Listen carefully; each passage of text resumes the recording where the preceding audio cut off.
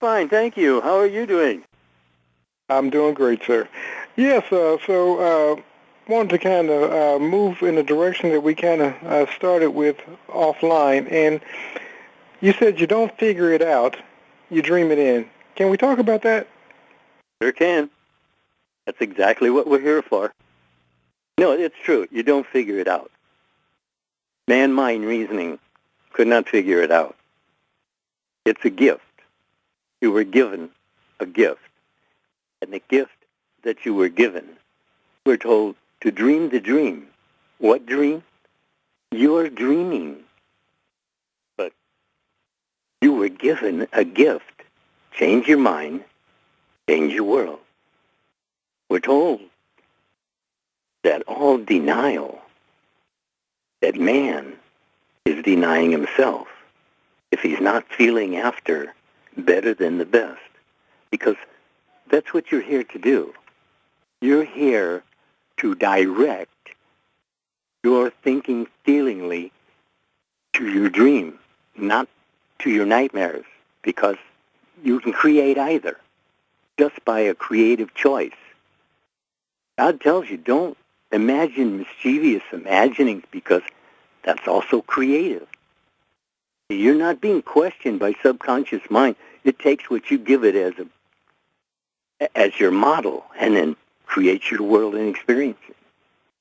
And that's how your everydayness is formed, as you think, you are, you do, you have, you be. I mean, that's what it's telling you. I mean, it's telling you very clearly that you're doing what you were thinking ahead of your evidence.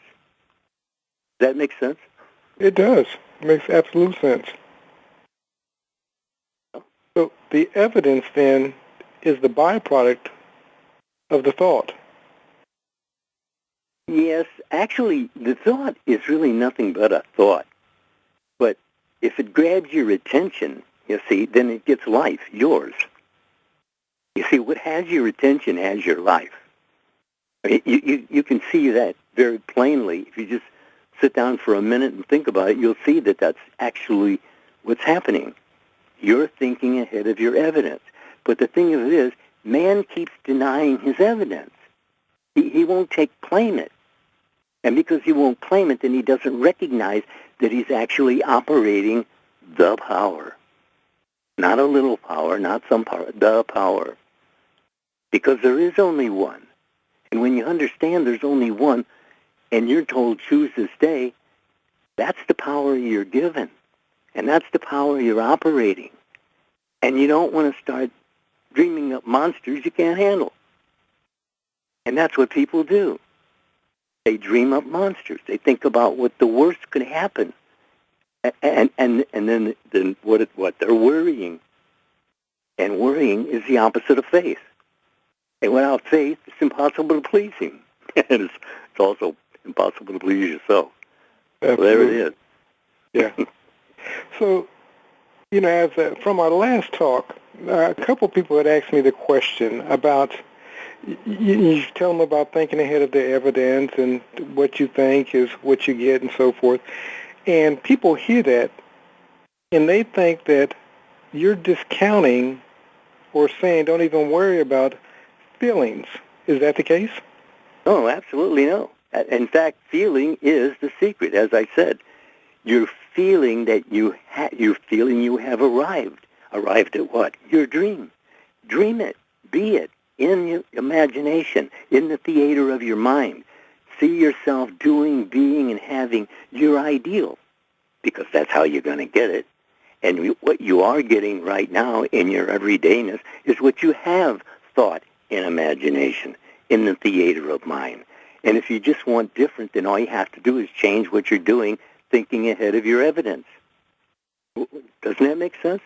That makes perfect sense to me. I just wanted them to hear, of course, that you know that feelings is as much of a part of the process as thinking. Matter of fact, they go hand in hand as Siamese twins. Well, that's how consciousness operates. Feeling. I mean, that's the way we go through life, blind, and we don't realize it, that we're not seeing but just a very, very, very small portion of what is being offered every day. Because you're given, choose this day. This day. It's always this day. It's never a yesterday. It's never a tomorrow. It's always this day. And that's when you're told to choose. And whatever you're choosing, aware or unaware, and that's what we're really talking about, is just being more aware of what you're thinking, feelingly about morning, noon, and night. If you can pay attention that well, I realize that nobody's paying attention all the time. I'm really very aware of that. But the fact is as much as you can, feel what you are desiring to be it. That's what Scripture is always telling you. Chapter after chapter, they're telling you, be it. What is that? Be it. Well, what are you dreaming about? What are you thinking about? What are you feeling? That's what you're going to be experiencing day after day after day until you change your mind, you change your world. You see, and the first does the second. In other words, change your mind. That does it. That changes your world. The only work you have to do is stand and see the victory of what you've been dreaming. And you can, and you will, eventually. But why wait? Why get more knocks and blocks, as Neville would tell us? And I always had a lot of them. He told me I wasn't on my own side, so that's really off track, isn't it? It is. It is. And most of us, like myself, I find myself off track. Somebody inquired, somebody had asked a question about releasing things or letting go. What is they asked, how did Lindell answer the question of letting go? And he said, let it go. Would you add more to that? Yeah, but what's the need? What's the need to add more to that? Just let it go. In other words, you can't think but one thought at a time. So if you're choosing it, well, then you're free. If you don't, well, then you get wrapped up. You're told to be in the world, but not of the world. You see, and letting things that are happening in the world bother you to the degree that you can't think straight. And that's what it is. Everybody gets so confused with everything that's going on, all this virus and all of that. It gets everybody all upset. But you see, you're told, go into silence. Separate yourself from the world for a few moments. Leave your baggage outside the door. Nobody's going to take it. And you're told, go in the closet, close the door. When you're alone, speak to your Father which is in heaven. If you're alone and you can speak to your Father which is in heaven, isn't that one? Jesus said, I and my Father are one, even as you and I are one. And yes, I do repeat that over and over. And I'll repeat it 1,000 times if you'll actually soak it up. And that's what you do. You take it in mind, you contemplate, you meditate upon it, and if you do so consistently, persistently, a few minutes at a time. But if you're showing that you're responsible for your side of the question, then, you see, on God's side of the question, he's already said yes. If you turn to me, I'll turn to you. So that was a yes. Where are you? You're told you can go in the closet and talk to him. Well, do it. You don't need a lot of theology. I think that the challenge is for people going into the closet and speaking to their Father, they don't know what to say. Howdy. And I say that because we still have made him a God of religion. Now, you and I both know that we talk to ourselves all the time. That's... Yes, the danger of that is you're suggesting to yourself all the time. And if you're not aware of what you're suggesting, you won't recognize it when you're experiencing it. So you gotta be on. You actually are on, but on what? Yeah, I know. You know what I'm talking about. But, Absolutely. Absolutely. but you see, the questions that you get, they're not listening. See, I answered every question in any talk I gave. I gave you enough that you could get started this day, right now, today. You can get started on a new life, and you can keep what you desire to keep, and you can let go of what you desire to let go of. But it takes your decision. In other words, thou shalt decree a thing, and it shall be so. That's told to you by God. I mean, do you believe God? Do you believe His promises? He made you a lot of promises, but you don't seem to be taking advantage of them. You're offered so much more than you're aware of, and that's the whole idea that our being here is to have you feel aware, more aware. Because the more aware you are, the more aware you are of what you're doing, being, and having. And it's as simple as that. And if you keep it simple, you probably will even remember it. And if you remember it, who knows, you might even do it. Think about it. It doesn't cost you anything. Nobody's charging you anything. And the only reason we put it on CDs and that is so you can hear it over and over and over. And that's what you need to do to get it to sink in through these heavy skulls. Because it comes by the hearing of the ear from without. And it works that way so that no one can say they figured it out, because you don't figure it out. You dream it in. What are you dreaming about? Just ask yourself, what are you dreaming about? Because that thinking feelingly within yourself is actually dreaming. Every word, you're told, every word is taken up to make your life, your lifestyle. So why not make it a lovely thing, good report, as you're instructed to do? But are we really doing that, thinking on things that are lovely and a good report? I mean, really? You look at the faces of people in the crowds, and you'll see that most of them are not thinking on things that are lovely and a good report.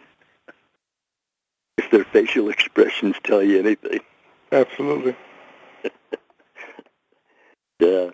Well, and speaking of thinking of lovely and of what's of a good report, most people say, well, yeah, I do, but it's during my quiet time, my 5 minutes of quiet time, but then I got to get back to what we call reality. And they'll say to you, Linda, you're making this too simple. My life is complicated. You don't understand what I'm going through. What would you say to that person? No, they don't understand what they're going through.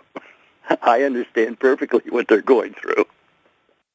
Because if they understood anything at all, you're told, change your mind, change your world.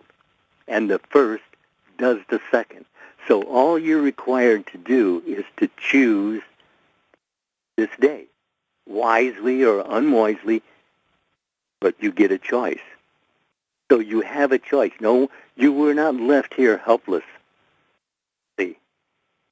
but you were left here innocent, to be programmed by those around you, and then you either accept it or you reject it. And if you accept it and it works, fine. If you accept it and it doesn't work, then that's the time.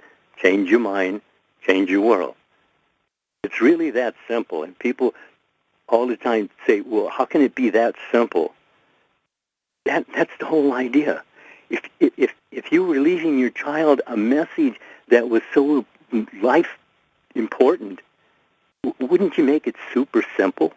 I mean, as simple as possible so they couldn't possibly miss it? And here it is.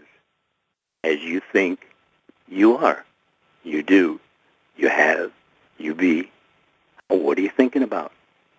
Lovely and good report as you're instructed, or on problems and things like that, because that, it's thinking negatively, that's the self, denying the self the joy of thinking better than the best you've ever known. That's what you're supposed to do. You're supposed to be directing your self-talk.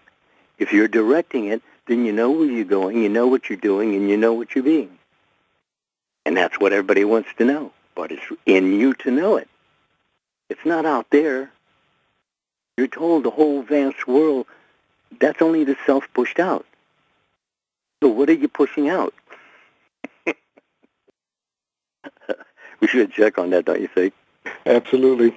And I like that you made mention of the self-directed life. You know, this is our goal. Our goal, we want to help the individual begin to take control of his thought, because what we do know, as you stated earlier, what has your thoughts has your life. Would you agree? Well, what you give your attention to. So you have 60, 70,000 thoughts a day pass through? Mm-hmm. Yeah, well, the thing of it is, the only ones that count are the ones that grab your attention.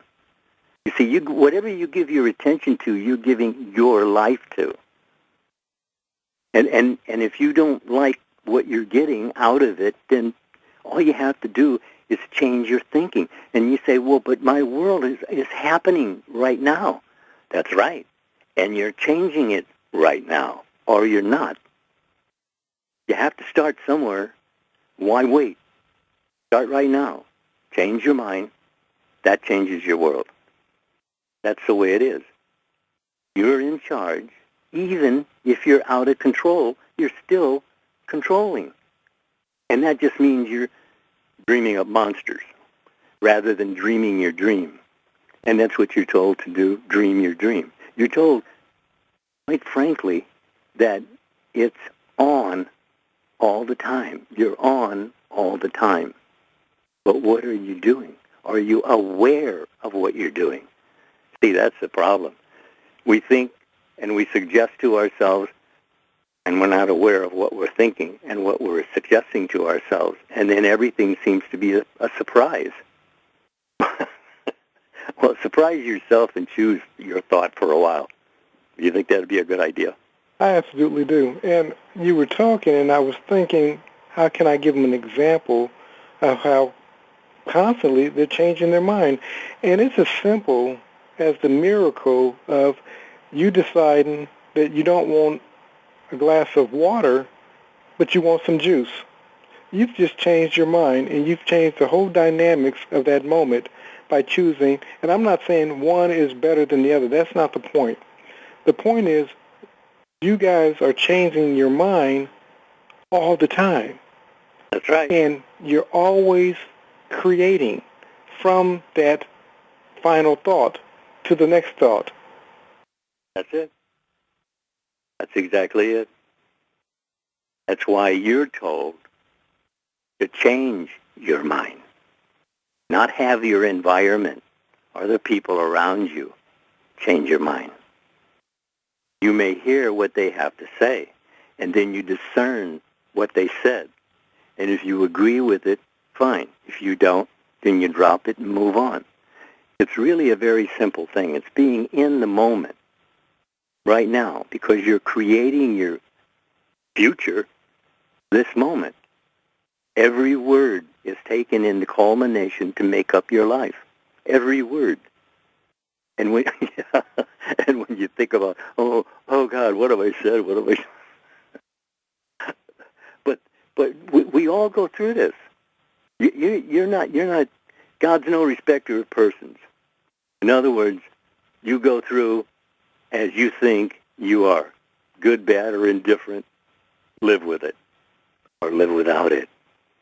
It's up to you. That's why you're told, choose this day. It's not being chosen for you.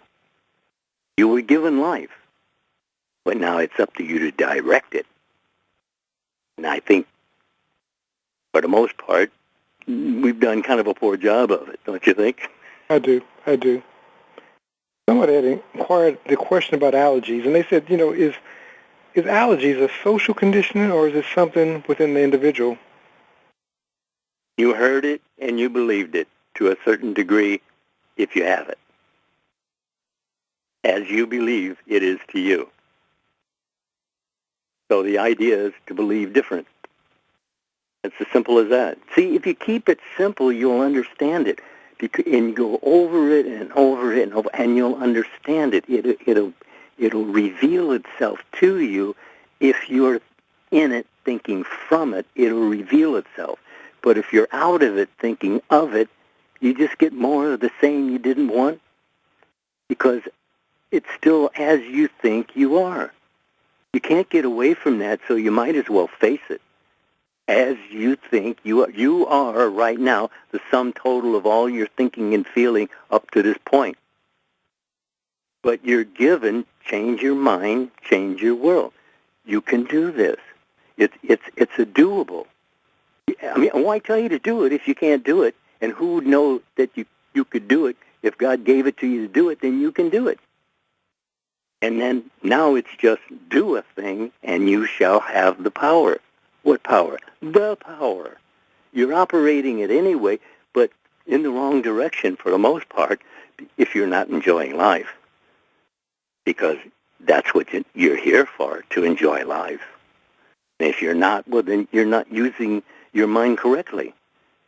And it's a simple thing to actually sit and direct yourself.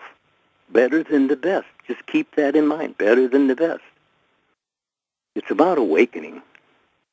And in varying degrees of intensity and intent, we are all awakening. But you can hurry it up a little. You just, like I said, be on your own side. Absolutely. James, he says, he had listened to you apparently in the past. He said, I had no idea that Mr. Lindell was still alive, so I kind of chuckled at that.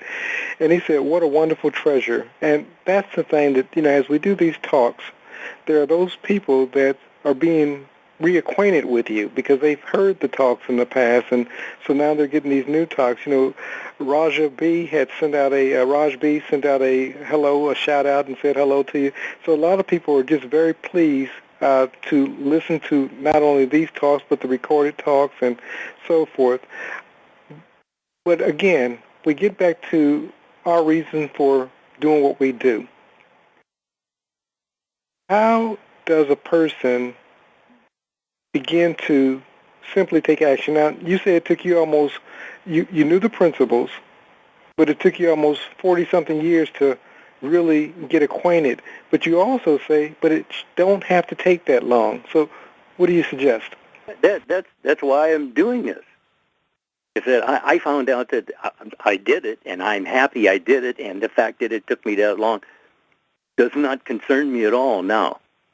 And it won't concern you how long it takes you either. But I'm telling you, you don't need to take years. It's with you now. All you have to do is recognize it. And recognize it changes it immediately. If you really recognize what you're doing, thinking, and feeling. Because that's what your world is going to be every day until you change your mind, change your world. That's a given. That was given you already. In other words, it's ready for operation right here, right now. And it always has been. And you have used it unaware of so, and sometimes you hurt yourself with it. Because God is no respecter of persons. He'll help you just as quickly, just as fast, just as thoroughly, completely as anyone in this world. You abide in me, I'll abide in you. It's as simply as that. So I like to keep it simple because that's what I got out of it. When I went into studying theology, I just didn't understand what was happening. I mean, I heard all these stories, and yeah, they sound great, and they give you a lot of good ideas about living your life happy instead of haphazardly. But what you're really looking for, you're looking for the power. And what I'm telling you, what DeCarlo is telling you, is that you are the power, just awaken to it. You're using a little bit of it, more like a survival mode, but you're given, already given. I mean, it's yours. All you have to do is claim it. It's your inheritance. Claim it. God gave it to you. Son, all I have is yours. Not a little bit, not survival stuff. All I have is yours. He gave you himself. He's one with you. Feel after him, and you'll find him. You doing, being, and having your ideal, your dream, your mission, your goal. I hope they got that. I think so. You know, a lot of times, you may mention of people hurting themselves, and a lot of times when people talk about these principles, the law and so forth, they give you the impression that you can only use the law, the principles, for good. But as you and I both know, you can use it for good or evil. Would you agree? Absolutely. Why do you think you need a savior? Absolutely. God knew you'd get off track, so he gave you a savior. That's it. And he said, work out your own trials here. And that's what you're doing. You're working out your trials. But you're making a mess out of it if you're not enjoying it. God didn't make anything so you'd be unhappy. He gave you choose this day. So what are you choosing? And you are choosing. See, that's something I'd really like you to think about. You are choosing. You're thinking feelingly, meaning that you have certain ideas that you're bonding with. But be careful what you bond with, because you'll carry it forever until you let it go. See, nothing's really being taken away from you. It's you who are losing, well, actually losing your mind. You're losing it. I think I've lost it a lot of times. But luckily I found it again. Yeah, well, everybody goes out of their mind. Absolutely. I mean, come on. There's times... The only thing is the difference is that when you see what becomes of such action, that means you're recognizing it. If you really see the ramifications, the trade-offs from what you're thinking feelingly about, and then decide if you wish to carry that thought on or not. Because you make your own hell. You make your own hell right here, right now. You're told to bring heaven on earth, so it must not be heaven now for you. Why tell you to bring it on earth if you're not experiencing it? Come on. Why not? Why not think on things that are lovely and of good report? Why not? It's got to be more enjoyable than thinking on monsters you dream up.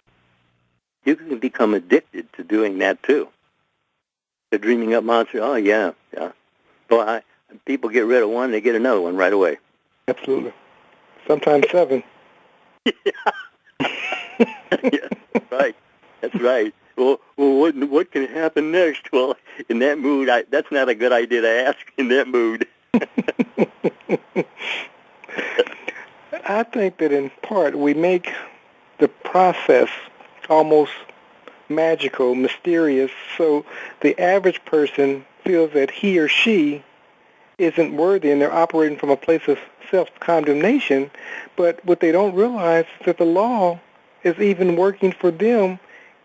As you always state, they're always on. So there's not a time that the law, that the principles aren't working, but they think that they're not working it. Well, they're working. They're working even if they're making your life hell on earth.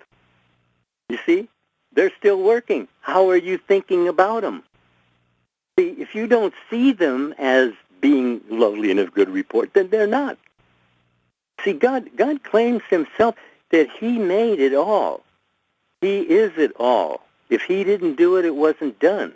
But he gave you to choose what is to be made. And you're choosing. And what are you choosing? Look, you want to think about all these different things, but the thing you really want is how to cause desired change. And I'm telling you that as you think, you are. So if you want a desired change, well, then think upon it. Let it be there all the time. Revel in it. Roll around in it. Be it. And that's what you're told in Scripture. Be it.